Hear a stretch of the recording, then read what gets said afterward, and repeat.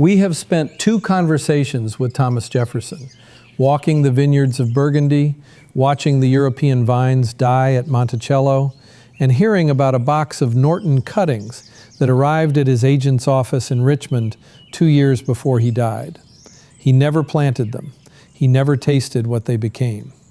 Today we finish the conversation. We bring Mr. Jefferson here to Doghobble Wine Farm in the North Georgia mountains, and we let him see what the dream turned into. And then we ask the question that belongs to all of us.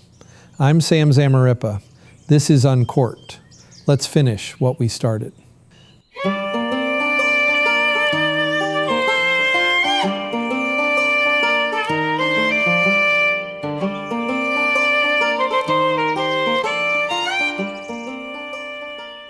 Mr. Jefferson, I want to bring you somewhere.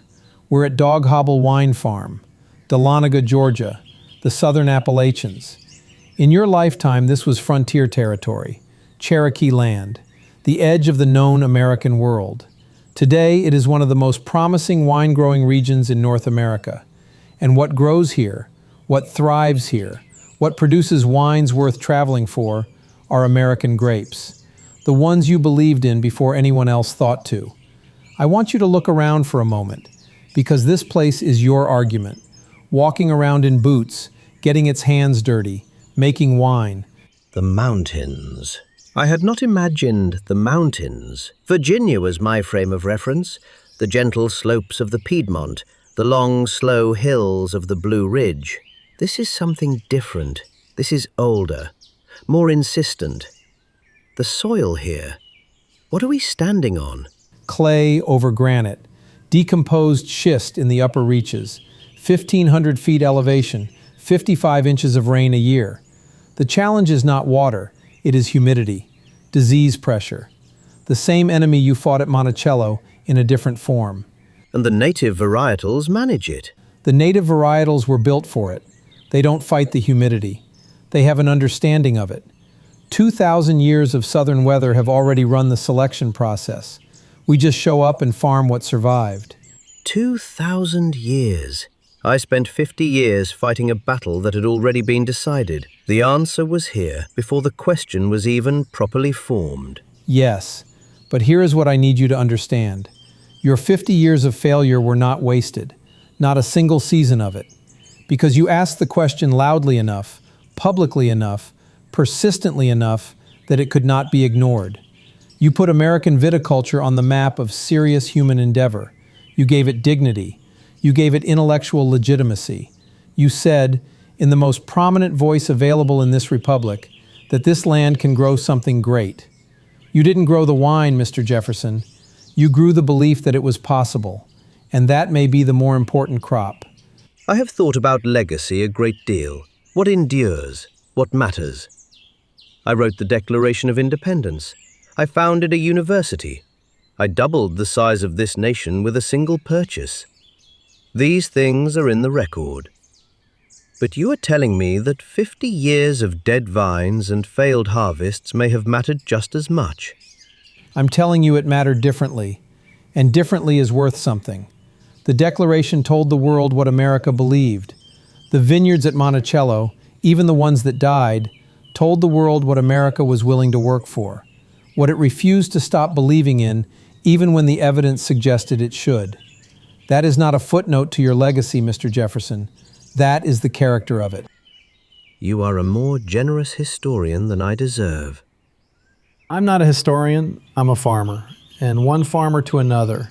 The work you did matters. The records you kept matter. The question you refused to stop asking matters. We are here in these mountains with these vines because you were there on that mountain with yours. That's the whole story. Now, I believe we have some unfinished business. The Norton. The Norton. This vintage came off our estate, grown in Georgia clay at 1,500 feet under a southern Appalachian sky, fermented and aged right here at Doghobble. No apology for what it is, no attempt to be something it isn't.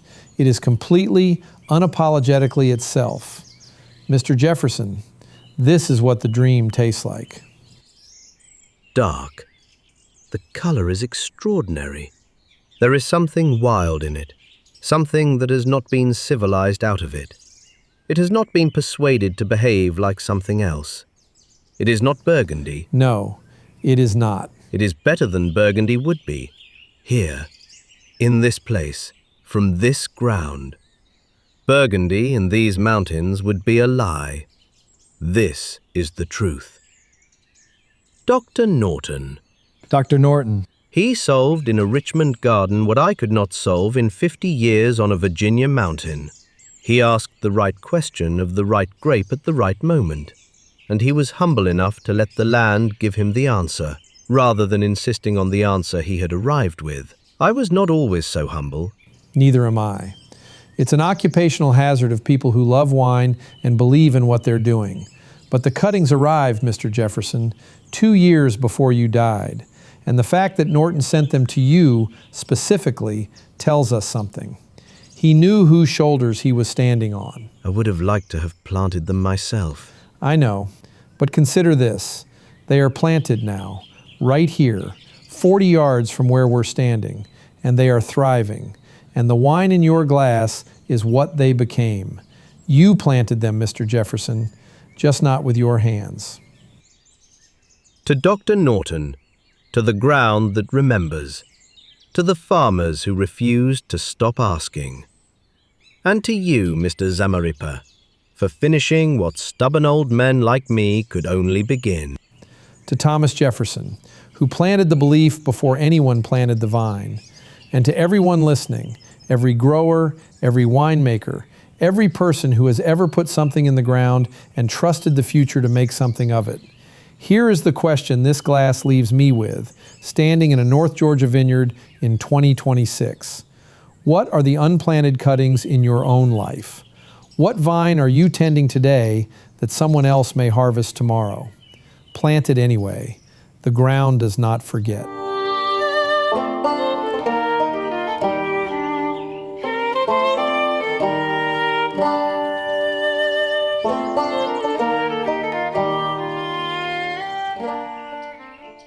This has been Uncorked. I'm Sam Zamarripa. Thank you for joining us for this first conversation. 3 parts, 1 story, and a glass of Norton poured 250 years late. Join us for our next episode when we continue our deep dive into the history and place of American wine with a remarkable guest. James Edward Oglethorpe, soldier, visionary, founder of the colony of Georgia. The man who arrived on this soil in 1733, 50 years before Jefferson walked the vineyards of Burgundy, and believed from the very beginning that this land could grow something great. You may know his name from Oglethorpe University in Atlanta. You don't yet know his wine story. That's next on Uncorked.